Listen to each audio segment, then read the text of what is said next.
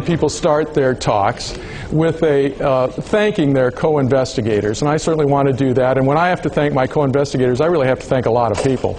But there's some very interesting, very close co-investigators here. One is my brother, Dr. Cedric Garland, and our colleague, Dr. Edward Gorham, and Sharif Moore, who's a graduate student at UCSD. And another individual that I wanted to point out that's very special to me. As you can see, I'm from the Naval Health Research Center in San Diego, where I'm the technical director. I'm also on the faculty at the UCSD School of Medicine and also at the Moores Cancer Center. But I'm very fortunate today, one of the members of the audience came up to me and said, you know, my father was the first technical director of the Naval Health Research Center, Dr. Walt Wilkins. And she's here today, and she works in diabetes nutrition. So I'm very pleased to have her in the audience, and if she's anything like her father, if I say anything wrong, she'll stand up right away and let me know. So thank you. All right, well, if the mic is working, we'll move on and start talking about whether or not diabetes can be prevented. Now, we're going to focus, as I started to say, on type 1 diabetes, which is juvenile diabetes, which means that it's the diabetes that is most common in children. In fact, the incidence is highest between birth and age 14. The incidence continues on after that, but to a much lesser degree. Now, this is the kind of diabetes, it's also called insulin-dependent diabetes, because the signature sign of it is a disease that responds to treatment with insulin. So if you have a child with insulin with this condition and you give them insulin, the child responds very well. Now, insulin won't cure the disease, and these children live for the rest of their lives under the threat of vascular disease or kidney failure, blindness, and certainly, one way or another, a shortened lifespan. And in the United States alone, there's approximately 15,000 new cases of type 1 diabetes a year, and about 1.5 million children that are living with the disease right now. Now, as with most of my colleagues in this business, we don't have any relationships to disclose. Now, type 1 diabetes is categorized as an autoimmune disease of unknown etiology. Now, what that means is it's categorized as an autoimmune disease because what's going on is that your body, the immune cells in your body, do not recognize the cells that create insulin in the pancreas, the beta cells, as self, and they attack those cells, and kill them.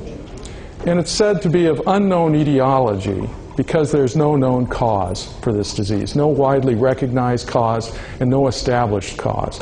And because there's no established cause, there are no measures taken anywhere in the world to prevent type 1 diabetes in children. Now, this is the incidence rate of type 1 diabetes in Finland. Sharif Moore made this particular graph, and the points represent the actual incidence points in Finland of type 1 diabetes in children from age 1 to 4, or actually from infancy to age 14. And the line that's plotted is the midpoint between the years. So the line kind of gives you a feeling of the overall flow. Now, you might say, why Finland in this particular case? Well, Finland has the highest rates of type 1 diabetes in the world, and rates vary widely by location. We'll see a little bit of that later on. But in looking at this graph, let's take a minute and look at it carefully and see what it can tell us. Well, the first thing an epidemiology does, usually when they look at a graph or look at a statistic, is it an artifact? Is there something that could have caused it that perhaps is not a real event? Well, that's not likely to happen in Finland, because in Finland they have nationalized health care and they have superb registries.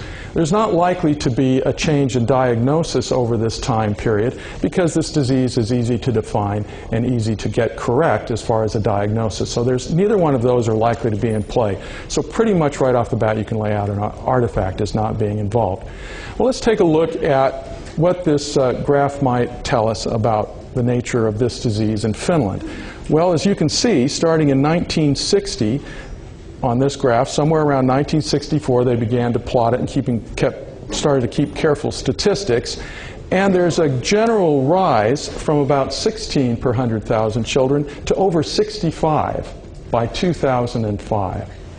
And giving this what we like to call in epidemiology the eyeball test, there's a couple of things that emerge. It looks like there's almost two slopes. It looks like there's one slope that started perhaps in 1965 and goes up to the early 1990s, and then the rate of increase increases. If you can see that yourself. In fact, we're all going to be epidemiologists today because we're going to try to look at this together. But that's something that I think stands out.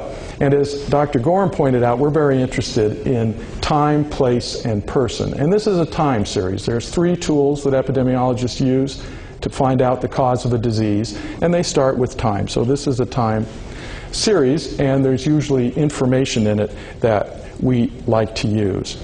So what I'd like to do with this is, as we look at it, we can see that it is, in fact, an epidemic.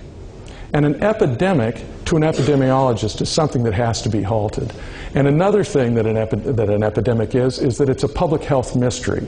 And the question that we have facing us is, can we solve this mystery? And I'd like to step through this together and see if we can solve this mystery, and also see if it has the fingerprints of a vitamin D deficiency disease on it.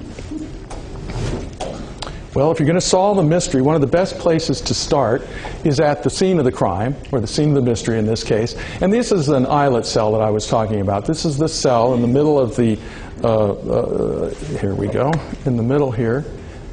That's an islet of Langerhans. It's in the pancreas, and some of the cells in there produce insulin, and insulin is required for your body to metabolize and to use glucose properly. This is a healthy cell. Now this is a picture. Ignore these 2 bodies there. Those, I think, are blood vessels, and so they appear clear.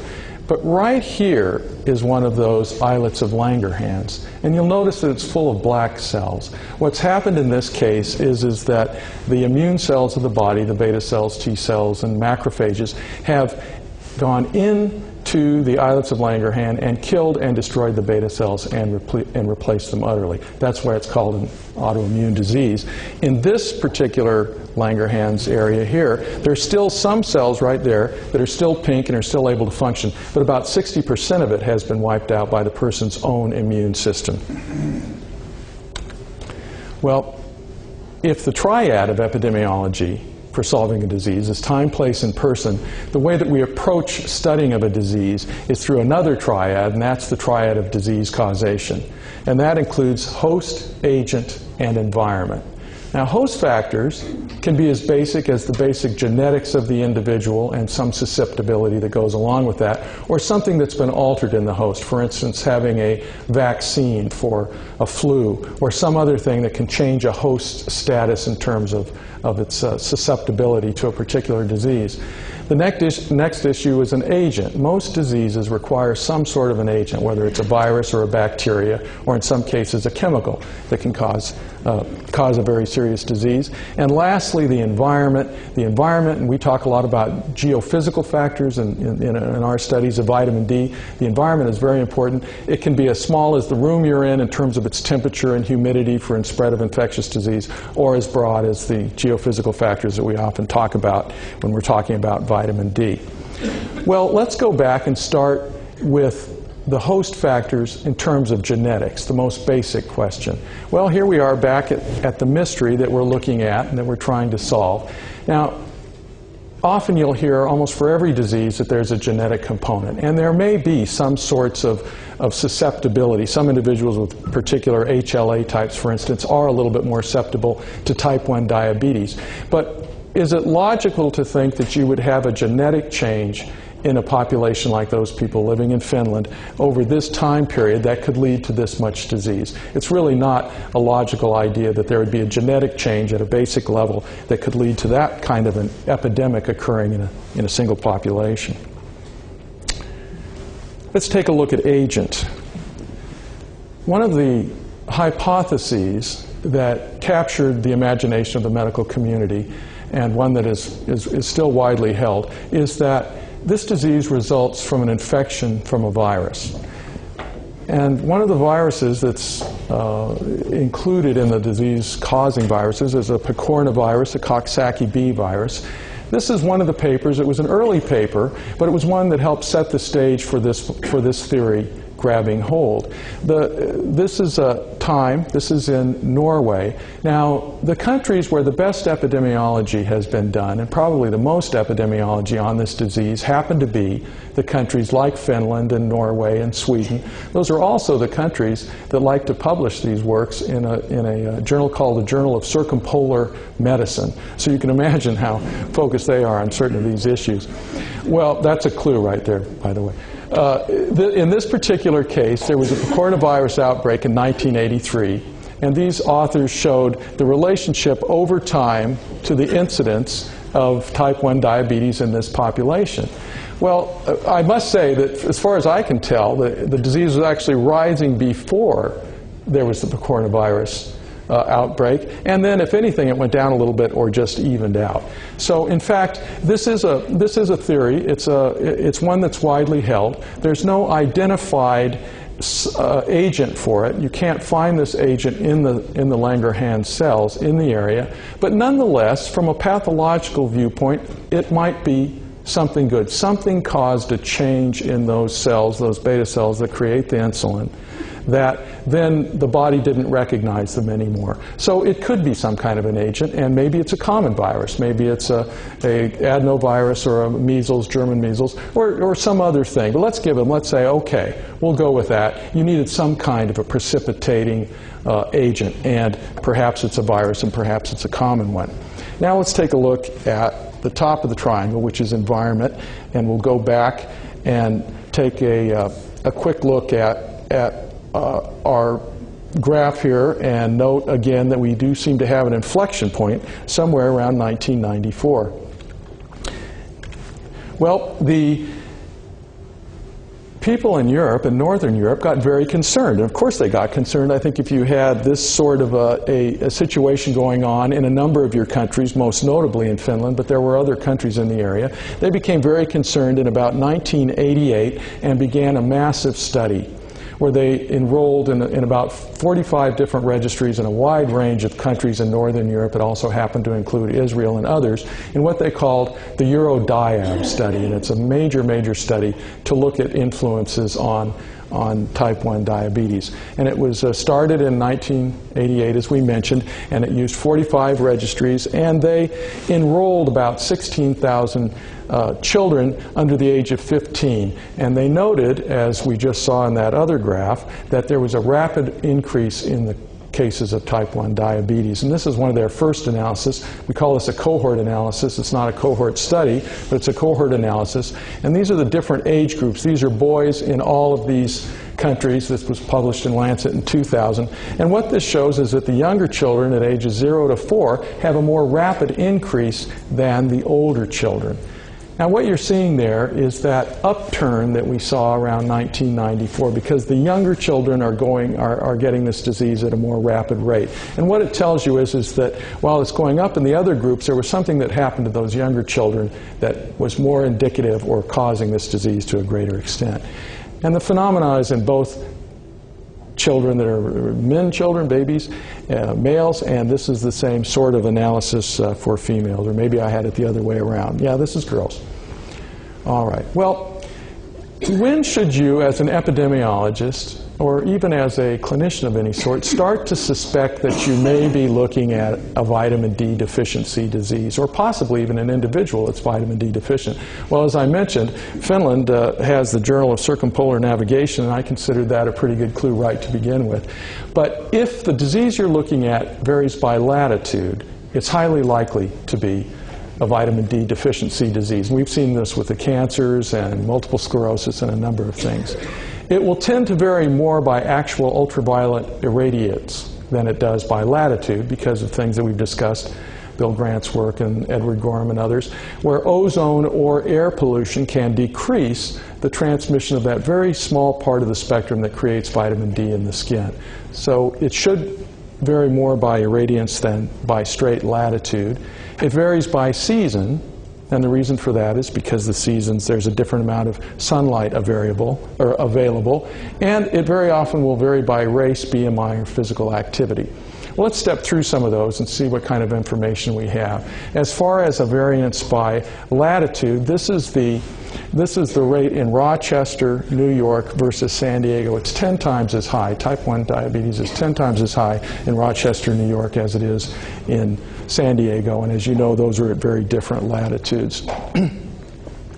Now, when they started the study in 1988, yes? Could that be right? You go back to the slide before. Can that be per 100,000? That means there's hardly any cases, and I know it's about 1 in 500 type 1 diabetes. Is the rate there? What am I missing here? Well, that is the rate per 100,000 children, so it's... So it'd be like 20 would be 2 per 50,000, 1 out of 25,000? Yeah, per year. But the increase, wait. No, this is the annual rate in these two cities per 100,000 children. This country is 1 in 500. Is what? 1 in 500. Well, there's a great variation of the rate, so I'm not sure what it is for the total U.S., but somewhere in between here possibly. But new cases per year. All right, good. Well, you're thinking of prevalence, maybe? Or you're thinking of prevalence. That's like 1.5 million children in the U.S. versus 15,000 new cases a year. Okay, good. All right, now when they started the Eurodiab study, they were really on the trail of a virus as the cause. So they present this in the paper. These are the countries that are in that very large study that we were talking about that was begun in 1988. And what they did here was, and they discussed this in the paper, they had the choice of either presenting in the paper the countries by latitude or by temperature. And they chose temperature because they felt that that might be an important factor in terms of transmission of a virus. And that was an interesting idea. But I decided to put this one here because if you look at it, you'll notice Finland, Prince Edward Island, Sweden, Norway, that's a high area. I think that's Rochester, New York, versus Cuba and Israel and the typical areas that we see. So temperature and latitude are highly related. But we think that probably what you're looking at here is more a relationship by latitude. And one of the reasons that we think that, this is a study done by Sharif Moore and our group here in San Diego. This is an analysis of the incidence of diabetes with some new data that just recently became available for 51 countries. And this is, I think it was Sutter Garland that mentioned that this is what we call the vitamin D smile. And it's a bit of an unusual presentation, but the reason why we chose this presentation, this is the equator, and this is as you go north of the equator, and this is latitude as you go south of the equator. Because the Earth is round, you get this effect on both sides. So what this kind of display does is it shows you that the effect is occurring both north of the equator and south of the equator as you get further away from it. And if it is related to latitude, the particular disease that you're looking at, you will see this kind of a pattern that emerges. Typically, most of the time these things are just presented as a straight line, but that's one reason why we do it this way. Now these authors then took the same data and they adjusted it for cloud cover. And the reason why they did that is clouds are very effective at blocking the ultraviolet part of the spectrum. And this, when you adjust this latitude for cloud cover, you get a much tighter correlation than is even presented here. So we've got a pretty good, clear indication that this disease varies by latitude. Now we were talking about season, and it was referred to a couple of times already about the NHANES 3 study. This is a treasure trove of the understanding of vitamin D, because what they did in the early 1990s, they go out in trailers and they took a random sample of the United States, and they have thousands of samples that they've taken of blood, and they can analyze that blood now for vitamin D, and that's been done. And interestingly, a paper was published not that long ago using the NHANES data, which is more or less publicly available, and the paper was done by a nephrologist, actually, working with an epidemiologist. And the reason is nephrologists are very keenly aware of vitamin D status in a human, and they're almost more interested in vitamin D than say, just regular epidemiologists. But what we see here is this variation over time by season in your risk of being deficient. That's what this is showing. What is your risk of being in the very lowest quartile of the population by season? So your risk, if we set the risk at 1 in winter, you have a little lower risk. In the summer, you have a very low risk of being very low for vitamin D. So this is the bad one. This is the winter shows that you have less people with the population with high levels of vitamin D. And as was mentioned by Edward Gorham, this is an underestimate because the way they do the NHANES study is during the winter they go in the south because they don't want to go up in the north and get stuck in the snowy roads and all that sort of thing. So this is very definitely an underestimate, but it's a logical one. They weren't really going out to get the story on vitamin D. But if you see a disease that varies by season, that might be a clue that it's a vitamin D deficiency disease. Now, we had an opportunity just recently to look in the Department of Defense for the rate of type 1 diabetes. And while type 1 diabetes is most common in children from infancy to age 14, it still does continue on throughout life into the 30s and 40s. We're not even sure sometimes how much is misdiagnosed later in life as type 2 diabetes. But we looked in the Department of Defense, and it's a wonderful laboratory for studying this because before you're allowed into the Department of Defense, you have to have a test. And if you have an abnormal glucose test, you're not allowed in. So we start with a population that we know is disease-free, at least as much as we can verify on one test, disease-free from the incidence or from having type 1 diabetes when you enter the service. And we were able to plot by month the rate of new cases of type 1 diabetes that occurred in that population. Now, the amazing thing here is that we're talking about something that's considered a chronic disease, not necessarily an infectious disease, and one that once you get it, you have it for the rest of your life. But interestingly enough, and what we did was we highlighted on this graph, the highlighted months are July. And what you can notice here is that there's a very definite pattern. This is number of new cases in a fairly stable population. These kids are between 18 and 35.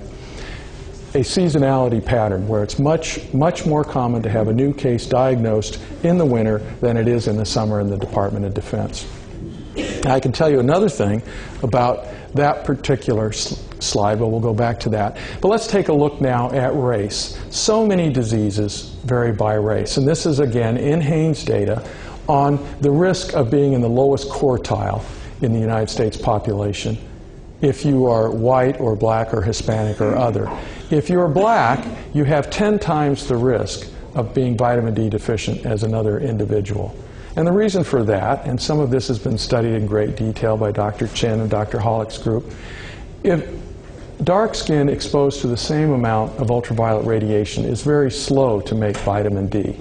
And I couldn't go into the details as well as Dr. Hollick, but it has something to do with how far the ultraviolet can get through the skin to convert to vitamin D, to pre-vitamin D.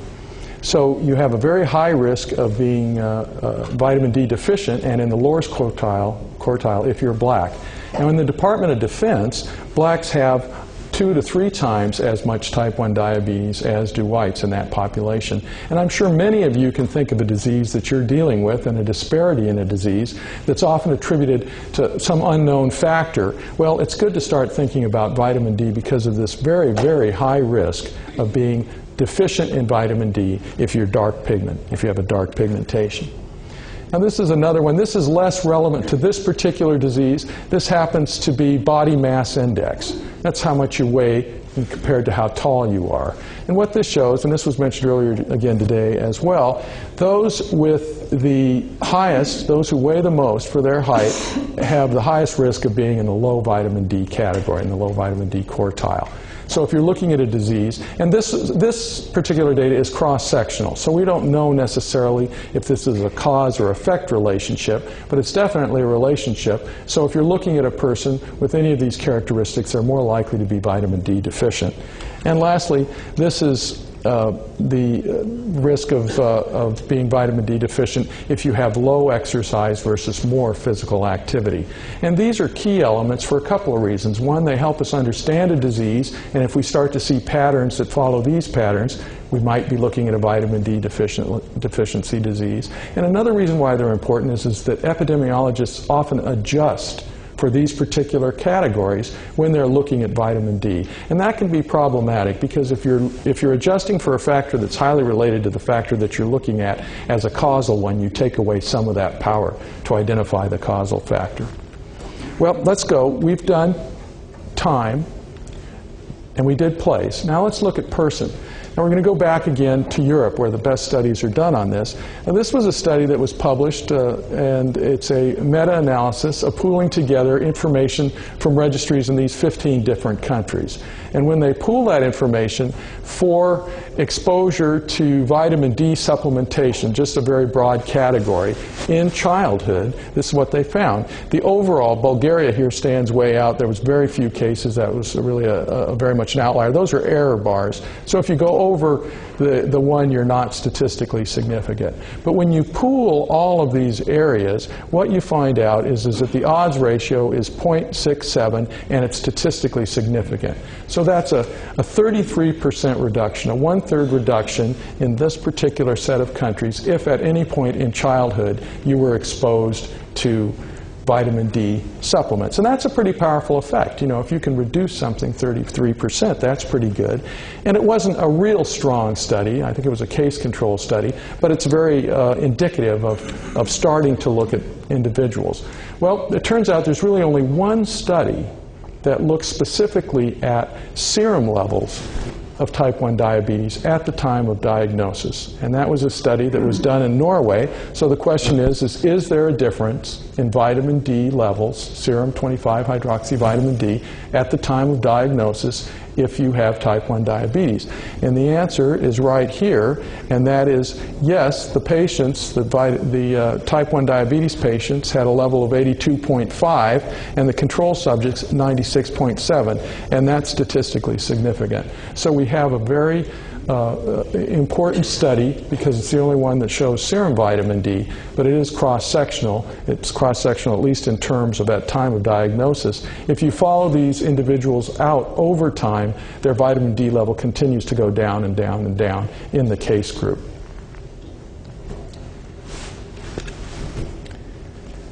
Well, moving on into Norway, one of the other good aspects of the European study that involved multiple centers was that there have really been very important sub-studies that have been done in some of those major countries. And we'll be going back to Finland in a minute. But Norway and Sweden are the two locations that have done the most epidemiology on this particular disease. So in Norway, they decided to look, and this is a case control study, look back and ask mothers, did you take any cod liver oil when you were expecting your child? And then later on they asked, did you give any cod liver oil to the children? So this was the answer to that. If one is set as no cod liver oil, if the mother took cod liver oil 1 to 4 times a week, her relative risk was 0.89, but it's not statistically significant in this case. And if she took cod liver oil more than 5 times a week, it went down to 0.67, and it's a borderline significant. So it's not quite significant, but it is in the right direction. And it's of the mother taking cod liver oil. And there's several things we know about that. We know cod liver oil might not be the best source of vitamin D because it has a lot of other substances in it, vitamin A and so forth, that make it maybe less available. And it was the mother, not the child. So the next question they asked is, well, did you give your child supplementation with cod liver oil? And this is what they found. Well, if the mother gave no cod liver oil to the child, and we set that relative risk at 1, that odds ratio, for 1 to 4 times a week, the odds ratio drops down to 0.7. That's very close to that 0.67 we saw for those other 16 countries for available, or that was 7 countries for availability or exposure to vitamin D supplements. And here we go, more than 5 times a week, the OR drops to 0.65. So in this case, if the child was supplemented during the first year of life with cod liver oil, you do have a decreasing dose response, and both the 1 to 4 times and the more than 5 times is statistically significant, as is the trend. So you know, this is very strong evidence that supplementation with cod liver oil during the first year of life reduces the risk in a dose-response way in follow-up of these children. Well, now Finland, and we talked about how they have the most serious problem, and they took this problem very seriously, and they took it very seriously early on. And as we mentioned, they have standardized record keeping in the country. They have wonderful registries. They have typically 10 visits per child. If a mother is going to give birth, she gets enrolled in a system, and then there's usually as many as 10 visits during the first year of life, and they can follow these children throughout their lives, and they did. And what they did was they established a birth cohort.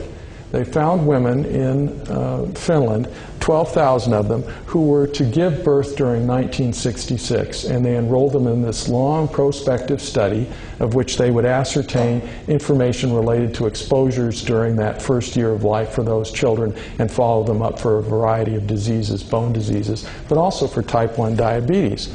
So these 12,000 pregnant women and their children were followed for 30 years, all the way to 1997, for the incidence of type 1 diabetes. What did they find? Well, this is what they found. In Finland, if you were an infant and you were followed for 30 years and your mother gave you vitamin D as a supplement irregularly as a child during that first year, your risk of type 1 diabetes dropped from, if we set this at 1, it dropped to 0.16. That's more than 8 out of 10 cases that didn't occur in that group because they were supplemented, and it's statistically significant. And if she was a little bit more energetic in supplementing you with vitamin D, and we don't even have a dose here, but whatever it was they were giving at that time, the relative risk is 0.12, and it's statistically significant. This is a drop of 90%, 9 out of 10 cases. That's remarkable. We very often in epidemiology, you see relative risks of 1.1 and 1.2 and 1.3 and 1.4, and people are making a big deal out of it. This is a relative risk of 9 and 10.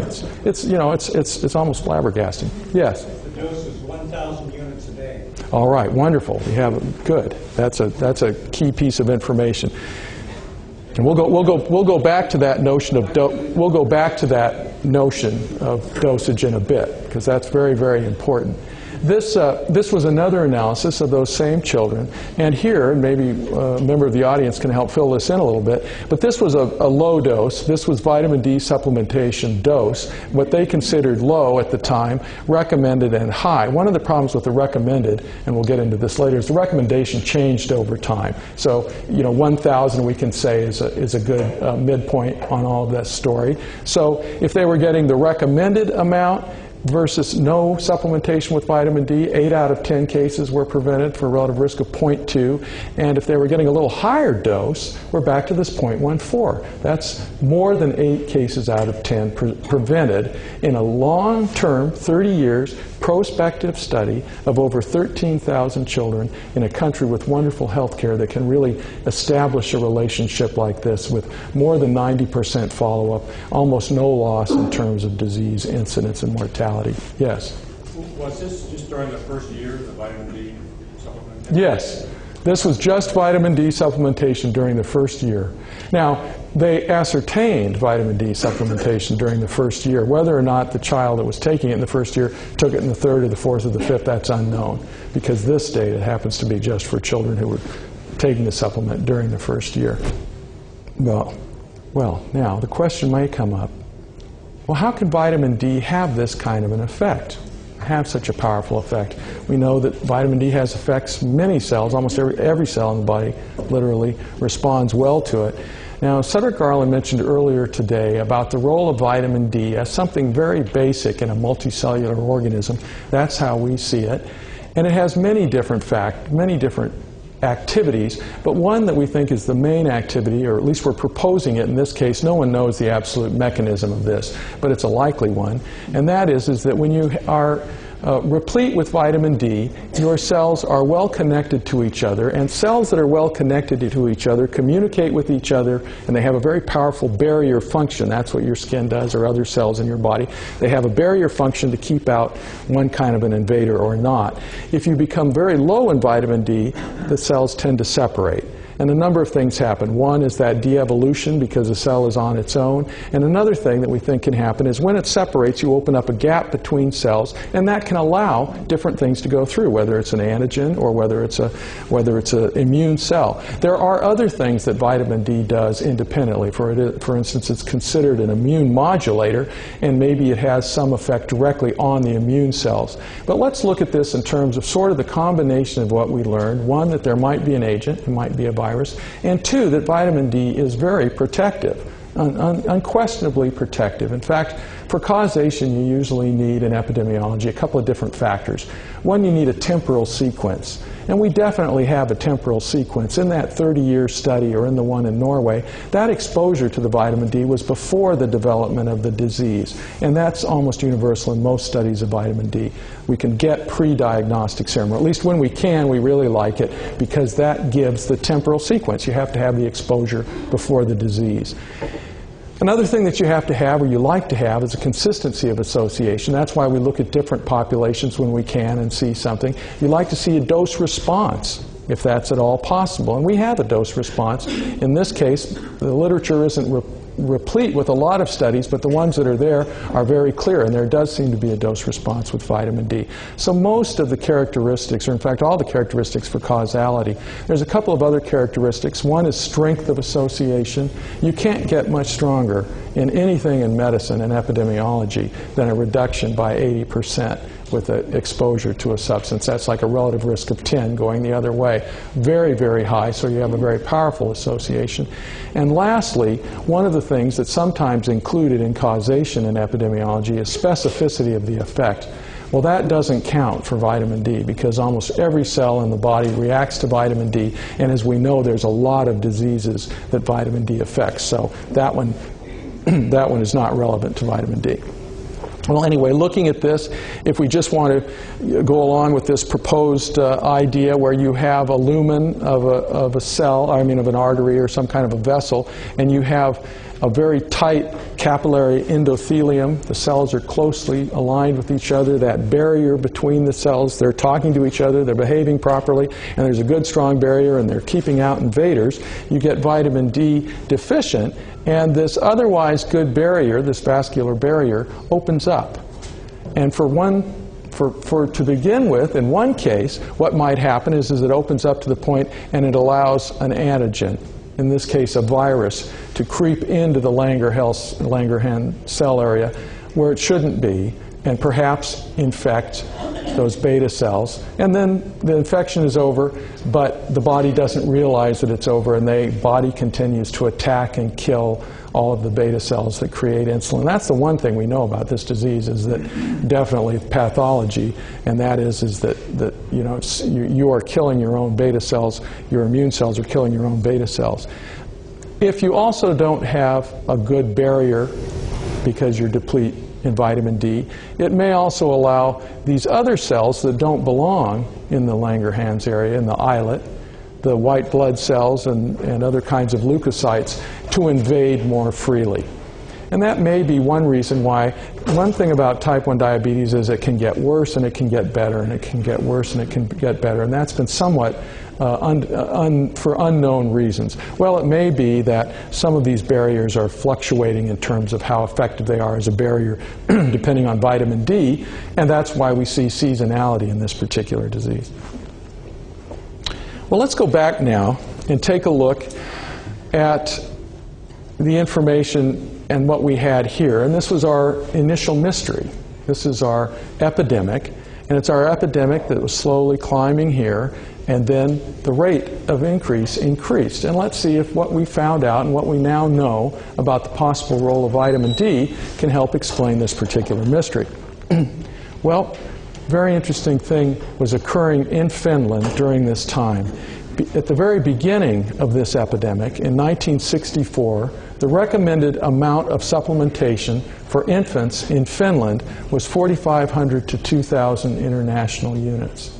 Now, the reason why that's so high is because, as we were talking about, that country is at extremely high latitude, and so they can make almost no vitamin D from exposure to sunlight, and that's certainly true for most of the year. So they've always been very alert to the need for vitamin D in their diet, and they would routinely and recommend fortification at that level.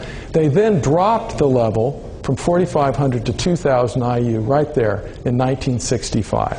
And that's when this epidemic started to go up.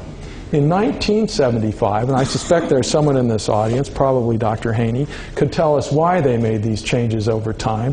But it was, you know, people have lost interest in vitamin D, thought that there's no such thing as adult deficiency, and thought the only problem was rickets over time, so the interest began to wane. And when you see the interest waning, you see the dosage recommendations going down.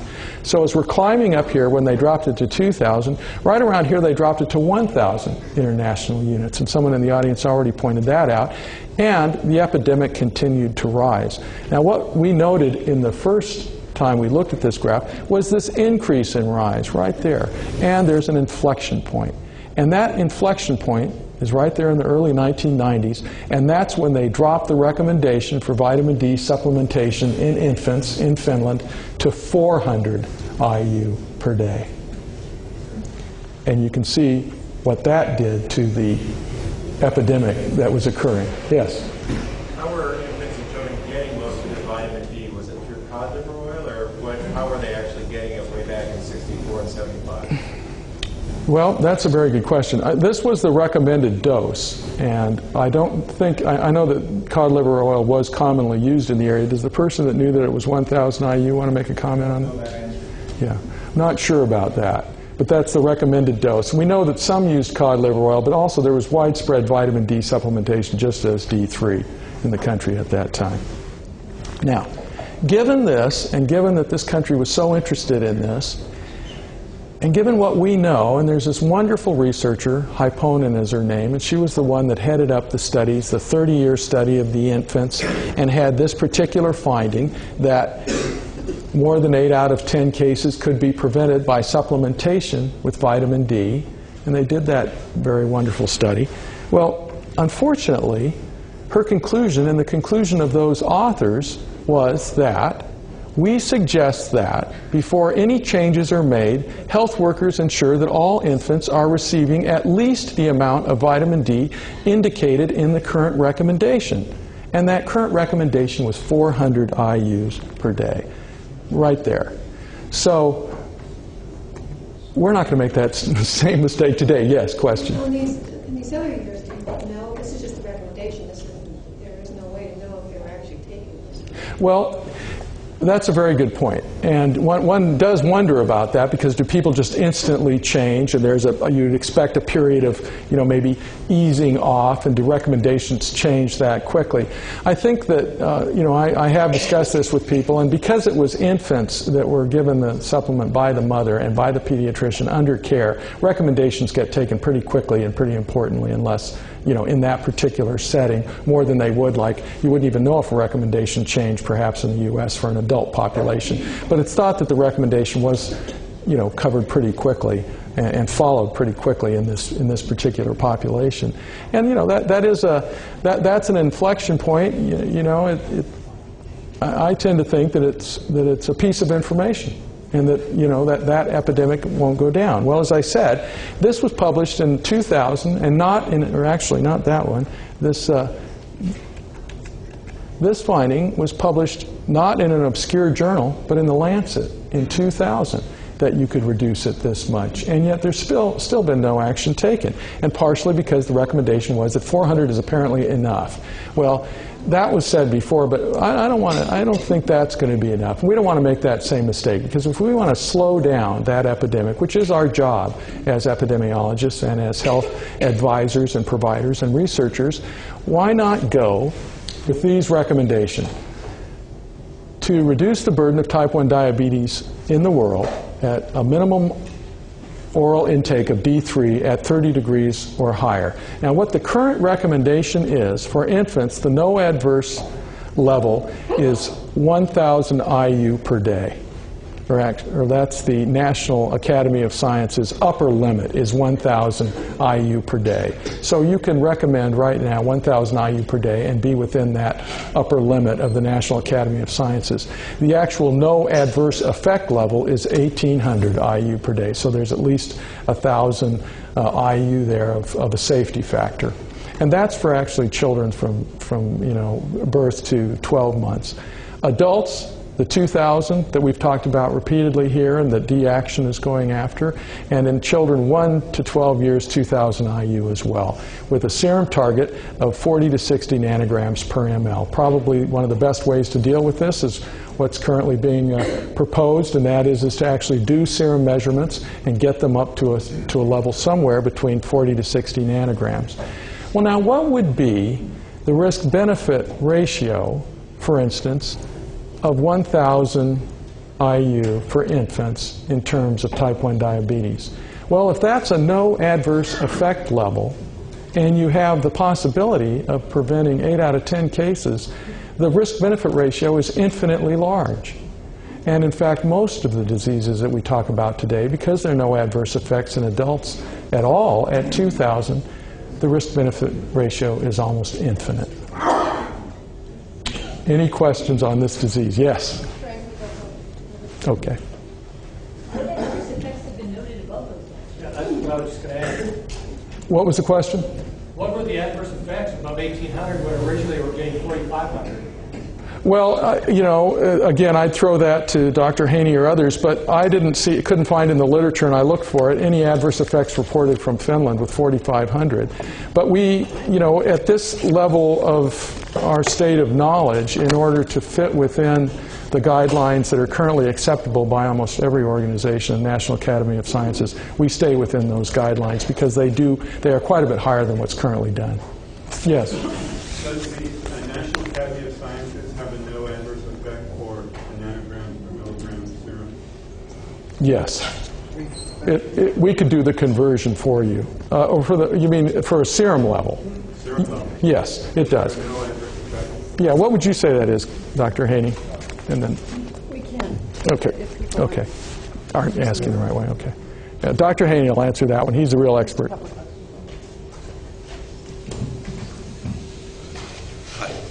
No, what the National Academy of Sciences did is establish 25-hydroxy-D as a functional status indicator, but when they set the no adverse effect level, they were talking only about an oral dose. There was an inconsistency. We took step 1, but we didn't take step 2. Yeah, your graph that shows an increase around 1994. Yes. Was there any looking at that in terms of immigration into Finland from points From south? other places? Yeah. Africa or Southern Europe or something? Well, that would fall into that category of some kind of a change in the population. And there was that, but that was, I don't think that played a big role in this, but I'll look into it a little bit more. Okay, thanks. Thank you very much. Thank you.